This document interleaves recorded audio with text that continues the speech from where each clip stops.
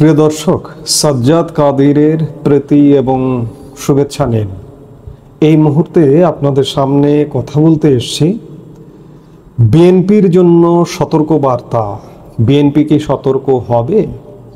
পুরান ঢাকার ব্যবসায়ী সোহাগ হত্যার ঘটনাটিকে বিএনপির জন্য একটি সতর্ক বার্তা হিসেবে দেখা হচ্ছে। দলটির নেতাকর্মীদের পাশাপাশি সুধী সমাজের অনেকেই মনে করছেন তৃণমূল থেকে কেন্দ্র পর্যন্ত লাগাম টেনে না ধরা যায় যদি বিএনপির, তাহলে বিএনপি ভাবমূর্তি ধরে রাখা কঠিন হবে। নির্বাচন হলেই বিএনপি ক্ষমতায় আসবে, এই ধারণা দিনকে দিন কঠিন হয়ে যাচ্ছে। পুরান ঢাকায় যে ঘটনাটি ঘটেছে, ব্যবসায়ী সোহাগ হত্যা, এই ঘটনায় সব দায় সব দোষ বিএনপির উপরে চাপছে। অন্যান্য যে রাজনৈতিক দলগুলো আছে বিএনপির সাথে এই মুহূর্তে যারা রাজনৈতিক মাঠ, ছোট্ট ওয়ান ম্যান পার্টির দলও যারা মাঠ কাঁপিয়ে বেড়াচ্ছেন এই মুহূর্তে, যারা প্রভাবশালী ভূমিকায় অবতীর্ণ হয়েছেন, তারা প্রত্যেকেই এই ঘটনাকে বিএনপির দিকে অঙ্গুলি নির্দেশ করছে, বিএনপিকে অভিযোগের কাঠগড়ায় দাঁড় করাচ্ছে। অভিযোগের কাঠগড়ায় দাঁড় করানোর যুক্তিসঙ্গত কারণও আছে, এটি অস্বীকার করবার উপায় নেই। প্রধান বাংলাদেশের দুটি রাজনৈতিক দলের একটি বিএনপি, সেই বিএনপি গত 12 মাসে প্রায় 1 বছর হতে চলল আওয়ামী লীগ সরকারের পতন হয়েছে। এই 1 বছরে বাংলাদেশে যত তাণ্ডব হচ্ছে, যত সহিংস ঘটনা ঘটছে, যত মবের ঘটনা ঘটছে, এর লায়ন শেয়ার বা প্রধান অংশটা কিন্তু বিএনপির। অন্যরাও করছে। এই সাম্প্রতিক সময়ে এই যে পুরান ঢাকার ব্যবসায়ী সোহাগ হত্যার ঘটনার মধ্যেই আমরা দেখলাম গত শুক্রবারে চাঁদপুরে এক মসজিদের ইমামকে চাপাতি দিয়ে কুপিয়ে জখম করতে। আমরা দেখলাম খুলনায় এক যুবদল নেতাকে গুলি করে এবং পায়ে রক কেটে হত্যা করতে। সেই বিষয়গুলো কিন্তু খুব একটা আলোচনায় আসছে না। তারা সেই ঘটনাগুলো কারা করেছে? রক কাটা মানেই আপনারা কি বোঝেন, বুঝে নিন।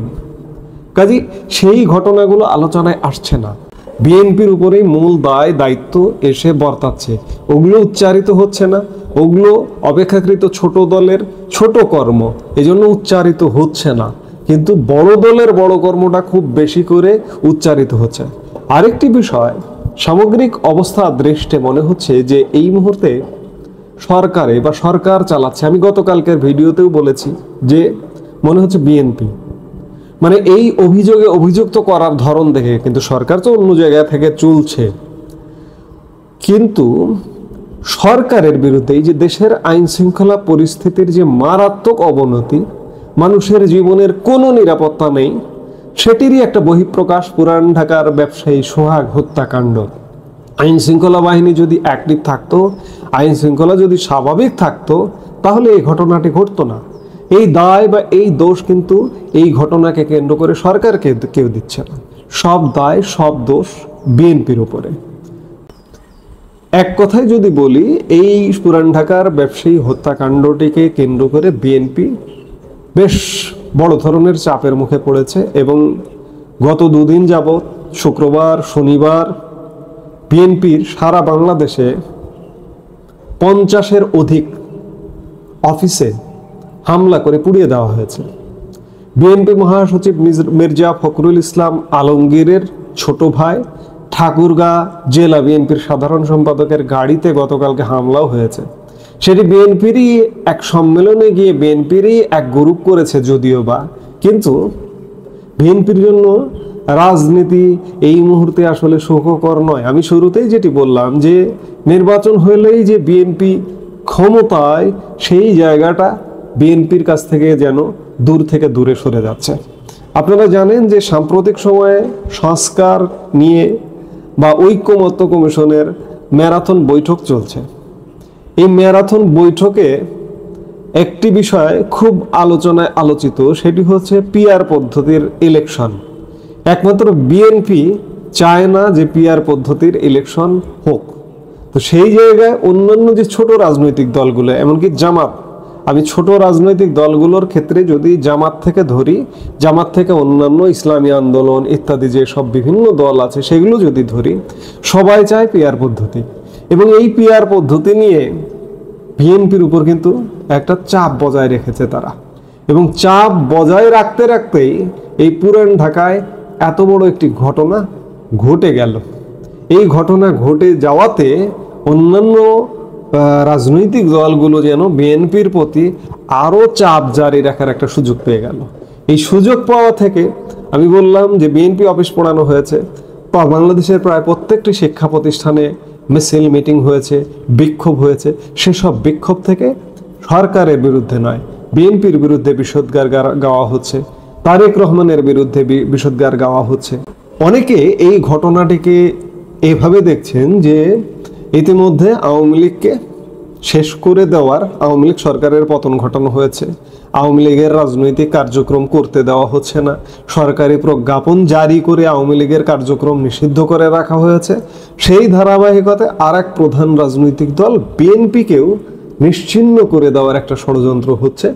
যেটি হোক, সরকার ব্যর্থ, আমরা বিভিন্ন সময় বিভিন্ন বক্তব্যে বলছি, কিন্তু রাজনৈতিক দল হিসেবে বিএনপি হাজারো চেষ্টা করেও এখনো পর্যন্ত ব্যর্থতার পরিচয় দিচ্ছে। আজকে দেশে যে অরাজক পরিস্থিতি, এর প্রধান কারিগর বিএনপি, এবং বিএনপি অরাজক পরিস্থিতির বিরুদ্ধে বিএনপির হাইকমান্ড ব্যবস্থাও নিচ্ছে। বিএনপি এ যাবৎ 4000 ঘটনার ব্যবস্থা নিয়েছে, 4000-এর উপরে ব্যবস্থা নিয়েছে, কিন্তু তারপরেও কোনোভাবে কন্ট্রোলে আসছে না।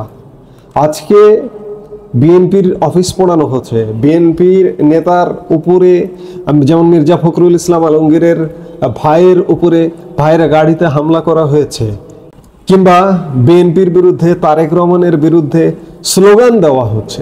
এগুলো আসলে বিএনপির জন্য সতর্ক বার্তা। বিএনপির এই বিষয়টা অন্ততপক্ষে উপলব্ধি করতে হবে যে বিএনপির জন্য যে বিষয়টা, যেটি খুব বেশি আলোচিত ছিল, আমি বারবার বলি যে আওয়ামী লীগ ক্ষমতায় যাওয়া মানেই, আওয়ামী লীগ ক্ষমতা থেকে পতন হওয়া মানেই বিএনপি ক্ষমতায়, সেই ধারণা থেকে বেরিয়ে আসতে হবে।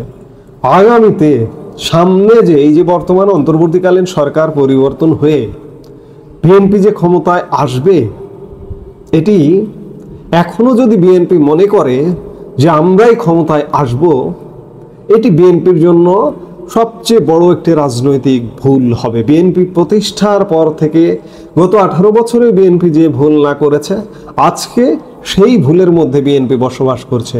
বিএনপি মনে করছে বিএনপির নেতাকর্মী, একদম তৃণমূলের গ্রামের একটা ছোট্ট কর্মী, একটা বিএনপির সদস্যও মনে করছে যে বিএনপি তো ক্ষমতায়, কে কারে ঠেকায়, আর কি হবে। এটি একদম ভুল ভাবনা। তবে একটি জিনিস লক্ষণীয় যে বিএনপির কেন্দ্রীয় নেতৃত্বের মধ্যে কিন্তু, কেন্দ্রীয় নেতৃত্বের কপালে কিন্তু চিন্তার ভাঁজ পড়ে গেছে ইতিমধ্যে, যে নির্বাচন হলেই ক্ষমতায়, কিংবা এই যে তত্ত্বাবধায়ক সরকারের, এই যে অন্তর্বর্তীকালীন সরকারের চ্যাপ্টারটা ক্লোজ হওয়ার সাথে সাথে কি বিএনপি ক্ষমতায়, সেই ধ্যান ধারণা, চিন্তা চেতনা বিএনপির কেন্দ্রীয় নেতৃত্বের মধ্যেও কিন্তু একটা চিন্তার ভাঁজ পড়ে গেছে যে বিএনপি কি আসলেই ক্ষমতায় আসবে, বিএনপিকে কি আসলেই ক্ষমতায় আসতে দেবে, নাকি ভিন্ন কিছু ঘটবে। বিএনপি যদি এখনই সতর্ক না হয়, সেভাবে যদি রাজনৈতিক স্ট্র্যাটেজি না ফলো করে, বিএনপি যদি এই ছোট ছোট রাজনৈতিক দলগুলোকে নিজেকে সঁপে দেয়, তাহলে বিএনপির জন্য সমূহ বিপদ অপেক্ষা করছে। বিএনপি ক্ষমতায় তো আসতে পারবেই না, ভিন্ন ঘটনা ঘটে যাবে। সেই জায়গা থেকে আমি বলবো যে বিএনপির এই ধারণা থেকে বের হতে হবে, ক্ষমতা এত সহজ নয়। ক্ষমতা বহু কাঠ খড় পুড়িয়ে, বিএনপির যদি ক্ষমতায় যেতেও হয়, বহু কাঠ খড় পুড়িয়ে বিএনপিকে ক্ষমতায় যেতে হবে। সেজন্য এখন থেকে বিএনপির সেই ভাবনাটি ভাবতে হবে, পলিটিক্যাল স্ট্র্যাটেজি নির্ধারণ করতে হবে যে আসলে কি হতে যাচ্ছে, কি ঘটতে যাচ্ছে। অন্য যে রাজনৈতিক দলগুলো আছে, অন্য যে রাজনৈতিক ব্যবস্থাগুলো আছে, এটি অন্ততপক্ষে বিএনপির এতদিনে বুঝে যাওয়া উচিত যে বিএনপিকে তারা চাইছে না, বিএনপিকে তারা ক্ষমতায় কোনোভাবেই দেখতে চায় না। বিভিন্নভাবে তারা প্রকাশ করছে, প্রকাশ্যে অপ্রকাশ্যে নানাভাবে বিএনপির বিরুদ্ধে ষড়যন্ত্র। আওয়ামী লীগকে যেভাবে দেশ থেকে এক প্রকার নির্বাসনে পাঠিয়ে দেওয়া হয়েছে, বিএনপিও নির্বাসনে আছে এবং নির্বাসন থেকে বিএনপি নির্বাসনে আছে এই অর্থে আমি বারবার বলি যে বিএনপি প্রধান যেহেতু নির্বাসনে, তার ফেরাটা অনিশ্চিত এবং আগামী দিনে সামনের দিনেও বিএনপি প্রধান যে খুব সহসা ফিরতে পারবে এটি যদি কেউ ভাবেন তাহলে সেই ভাবনাটা হবে দুর্বোধ্য ভাবনা। সেই জায়গা থেকে বিএনপির এখনই পরিকল্পনা করতে হবে যে আসলে আগামী রাজনীতি কিভাবে হবে। এই প্রতিপক্ষ, এই যে ছোট ছোট রাজনৈতিক দলগুলো, জামাত এবং তার সঙ্গে যে রাজনৈতিক দলগুলো যারা এই মুহূর্তে বিএনপির বিরুদ্ধে নেমে গেছে, বিএনপির বিরুদ্ধে প্রতিবাদ জারি রেখেছে বা প্রতিবাদ করছে, তারা অন্ততপক্ষে বিএনপিকে যে চায় না। এই সোহাগ হত্যাকাণ্ডের ঘটনা পরবর্তী সময়ে যে ঘটনাগুলো ঘটলো, এটি বিএনপির জন্য একটা বড় ধরনের সতর্ক বার্তা হিসেবে বিএনপি যদি গ্রহণ করে তাহলে বিএনপি লাভবান হবে। আর যদি এটিকে কোনো আমলে না নেয়, নিয়ে যদি অ্যাজ ইউজুয়াল আগের মতোই চলে, তাহলে বিএনপির জন্য আসছে 10 নম্বর মহাবিপদ সংকেত। সেই সময়কালে বিএনপি আওয়ামী লীগের মতো বিলীন হয়ে যাবে, রাজত্ব করবে জামাত এবং অন্যান্য রাজনৈতিক দলগুলো। এখন দেখার বিষয় যে বিএনপি এই ঘটনা থেকে কি শিক্ষা নিয়ে কি পদক্ষেপ নেয়। এই মুহূর্তে এ পর্যন্তই। সবাই ভালো থাকুন, সুস্থ থাকুন। আমাদের ভিডিওগুলো নিয়মিত পেতে সাবস্ক্রাইব করুন Sajjad Kadir and the legends YouTube channel এবং লাইক, কমেন্ট, শেয়ার করে সাথে থাকুন।